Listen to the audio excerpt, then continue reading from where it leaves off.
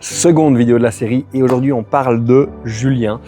Alors Julien, seconde compétition ensemble, on collabore ensemble depuis avril 2024 et waouh, Julien a probablement été une des progressions les plus impressionnantes avec laquelle j'ai eu l'occasion de travailler. On démarre d'un squat à 120, d'un bench en dessous de 100, autour de 90, enfin 95 peut-être plutôt, 95, enfin, ou un 100 touch and go, donc probablement un petit peu en deçà. Et dans les lifts, si je ne dis pas de bêtises, à 140. Donc voilà, du coup 260, 360 à peu près dans ces eaux-là. Et franchement, très belle progression depuis. Il termine ici 3e des championnats de ligue en moins de 83 en pesant moins de 76 kilos. Autour de 76 kilos et ça c'est, enfin voilà, il réalise 500, il rajoute 22,5 kilos à son PR, il réalise un 8 sur 9, ici on rate juste le dernier deadlift et vraiment pas grand chose, vous pourrez voir ça sur les footage et voilà. Alors ici une préparation, j'ai envie de dire assez straightforward, on n'a pas vraiment eu gros problèmes. On avait concouru une première fois en février, non pas en février, fin mars à Interclub 2 et on réalise 477,5 de total à ce moment-là, les standards, un peu de difficulté en tout cas, squat, une redescente à 172,5 à 175 à ce moment-là en compétition, je pense qu'il manquait juste de force et de contrôle, il y avait de ces charges-là, un bench où à nouveau pas toujours évident, bien stabilisé, on a dû ajuster un peu le plan sur le banc de compétition où on manquait un peu de cet aspect-là et c'est pour ça que c'est génial la compétition les gars, pour ça que c'est hyper important de concourir, c'est parce que même si vous réalisez des bons lifts à l'entraînement, en fait une fois que vous arrivez justement en compétition, c'est là où vous êtes un petit peu battle tested et que vous avez un peu l'occasion de vous confronter vraiment à des standards et du coup, c'est ce qu'on a voulu et on a vu qu'il y avait besoin de travailler un peu sur la stabilité notamment. Et puis on a eu un deadlift qui s'était plutôt bien passé, qu'on a remarqué qu'on avait un peu tendance à sous-estimer et ça c'était plutôt positif, c'est quelque chose qu'on va un peu qu'on quérit depuis. Mais du coup, voilà, depuis on a retravaillé. À savoir que Julien à la base c'est quelqu'un qui a déjà pris quasi 10 kilos depuis qu'on travaille ensemble, très bonne composition corporelle, très peu de gras, beaucoup de prise de muscles et ça c'est plutôt positif, donc c'est quelqu'un qui a un background aussi dans la lutte et ça c'est plutôt ça fait de bons athlètes je trouve, ou des gens qui arrivent à très bien corriger ce qui est nécessaire. On a aussi remarqué suite à la précédente préparation qu'on a pu faire pour justement cette IC2, c'est qu'il y avait eu tendance à avoir notamment lorsqu'on avait un peu plus de fréquence sur le sumo des pubalgies qui apparaissaient. Donc ici, on a eu une préparation sur laquelle, après cette compétition-là, on a beaucoup travaillé sur le conventionnel. On a travaillé un peu le sumo, un peu plus en variante secondaire à ce moment-là. On a aussi remarqué qu'on avait quand même pas mal de difficultés à fixer les hanches sur ce deadlift où on avait quand même très souvent en fait cette mécanique un peu plus en jambes tendues, ou alors on a les hanches qui montent et puis en fait on se retrouve avec une position des hanches très haute et plus de tirer que de pousser sur ce deadlift. Et ça, quelque chose sur lequel on a dû travailler tout du long et du coup ça a été particulièrement intéressant, challengeant et on s'est rendu compte qu'en fait le conventionnel n'aidait clairement pas et sur la fin on l'a vraiment retiré autant qu'on le pouvait sans trop accentuer ce qui se passait au niveau du travail des adducteurs et voilà. Mais du coup c'était un peu ce qui s'est passé, on avait une pubalgie donc ici on a gardé ça un petit peu en tête, on devait gérer cela et ça a été plutôt positif je trouve. On s'en est bien sorti avec juste 2-3 semaines où ça a été un petit peu douloureux. On a eu un challenge par contre, ici c'est que Julien, à un mois de la compétition, partait en vacances et on a eu un peu moins l'occasion du coup de s'entraîner. On a dû ajuster un peu, à s'entraîner à base d'ajuster un petit peu le bloc pour essayer d'avoir quand même toutes les expositions qui soient faites. On a plutôt vu une approche plutôt qu'avec des jours ou des trucs, juste un nombre d'expositions bien précis et du coup on a priorisé les expositions. On a essayé parfois d'avoir des expositions très légères mais qui nous permettaient juste de maintenir un peu le mouvement parce que les conditions ne nous permettaient pas forcément de pousser à ce moment-là et puis on a essayé d'être un petit peu plus agressif là où on pouvait l'être et c'était du coup là le plus important. Et du coup petit challenge, pourtant Julien s'en est très bien sorti et il a appris à s'entraîner dans des conditions un peu peut-être moins favorables alors qu'il était en vacances et ça c'était vraiment chouette. On a eu également beaucoup, Julien s'est marié, il y a eu pas mal de voyages, d'enterrement de vie de garçon aussi, et du coup pas toujours des choses toujours hyper favorables, beaucoup de choses aussi au niveau pro, parce que Julien est kiné et lance son cabinet et il y a eu son lot de difficultés ici. Et du coup, un contexte autour qui n'a pas toujours été simple. Mais malgré ça, Julien n'a jamais raté une séance, est toujours donné à fond. Et ça, je ne peux pas demander mieux. Et du coup, voilà. Ce qui nous amène du coup à cette compétition-ci. On a commencé à, si je me rappelle, on a commencé à 160 kg, en tout cas opener. Très bon premier opener. Un petit peu, ça manquait un peu, l'échauffement était parfois assez peu convaincant. Le truc qu'on a beaucoup travaillé avec Julien ces derniers mois, c'était notamment cette notion d'intention. Quand il arrive sur des charges légères, vraiment il y a beaucoup de vitesse et il y a un mauvais réflexe en fait qui s'est développé, c'est que quand il arrive sur des charges lourdes, il y a un peu cette tendance à pas toujours accélérer autant que possible. Et ici notamment, c'est quelque chose qu'on voulait garder en tête en compétition, simplement pour lui permettre en fait qu'il n'y ait pas de variation entre guillemets entre les séries qu'il fait à 60 kg et les séries qu'il fait à 180 kg. Et ça c'était hyper important. Et voilà. Du coup, ça a été un petit peu la chose à laquelle on a dû rappeler lors de la compétition, que ce soit sur les 3 mouvements, donc le squat, le bench et le deadlift, c'était vraiment cette notion d'intention maximale. Ce qui est très bien, c'est que Julien a du coup depuis lors investi dans un linéaire transducteur de position, donc sur le VBT. Je te prévois une vidéo d'ailleurs sur le sujet prochainement.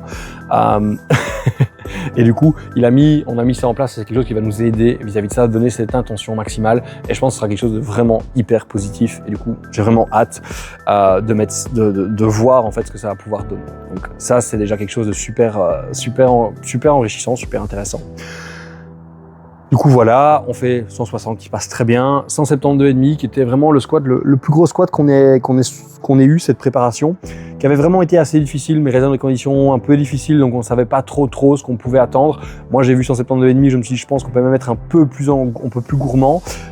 Si j'avais dû estimer la top end sur le 160, j'aurais dit probablement 180, 182,5.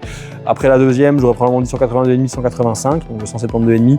Mais on a préféré assurer 180, ça avait été une semaine particulièrement éprouvante pour Julien, pour plein de raisons extérieures, diverses et variées, familiales, et la fatigue et le stress. Et du coup, on a préféré la jouer conservateur. Et je pense que c'était vraiment le bon call. Il y avait un petit peu de kilos de marge, mais c'est OK. On sait que c'est pas la dernière compétition, on en fera une dans quelques mois. Et les 180 sont passés mais vraiment comme une lettre à la poste. Ce qui montre quand même bien cette importance de on doit vraiment mettre cette intention maximale. Et on a encore un exemple. Je dis toujours aux athlètes, si vous voulez que votre coach vous aide le plus possible à bien choisir vos essais en compétition, vous devez le convaincre. Vous devez le convaincre que vous êtes capable déjà de convaincre les arbitres, donc être au standard, mais ensuite de bouger cette barre le plus rapidement possible. Et ça, je pense que c'est vraiment ce qu'il faut en sortir, parce qu'en fait, c'est juste là où ça se passe le mieux, quoi. Donc voilà, on fait du coup un 3 sur 3 vraiment top. On passe après au bench. Bench qui promettait d'être intéressant, mais sur lequel on a dû retravailler aussi un peu sur cette notion d'intention maximale. Et le bench, on a vraiment fait d'énormes progrès, je trouve.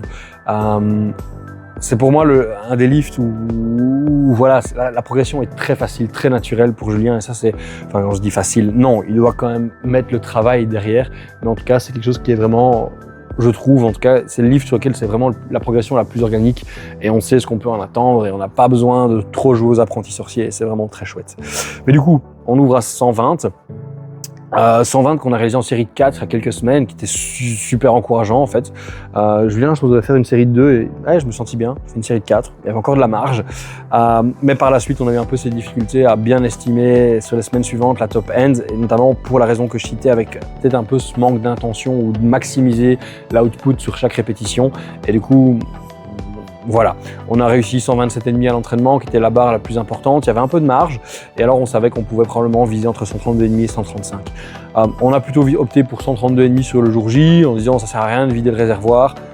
On sait que c'est un lift sur lequel on progresse, on va juste faire des lifts, essayer d'avoir une expérience plus positive que la première compétition, parce que la première compétition, on manquait de standard, on a manqué de stabilité, et on avait réalisé 7 sur 9, et du coup l'objectif était de faire mieux.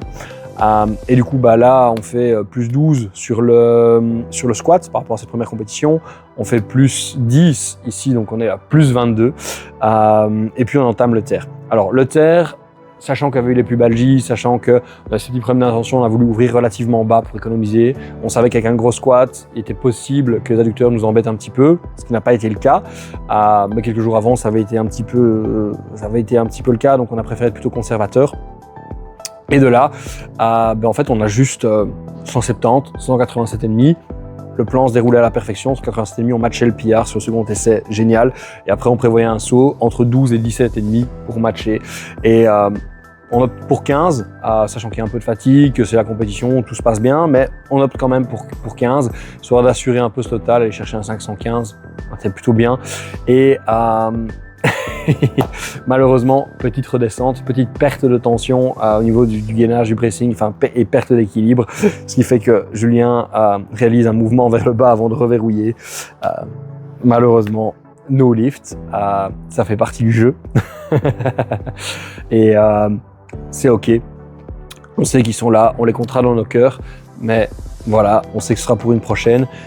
Ici, il termine avec 500, beaucoup de choses ici qui se passent bien, qui sont vraiment efficaces. On sait que le système qu'on a mis en place avec Julien, en fait, il est assez bien. C'est que Julien est quelqu'un qui n'a pas envie de surspécialiser d'emblée, c'est quelqu'un qui a vraiment envie aussi de développer son physique, développer un peu une force all around, vraiment dans plein de choses. Et du coup, en fait, on continue vraiment dans cette optique-là.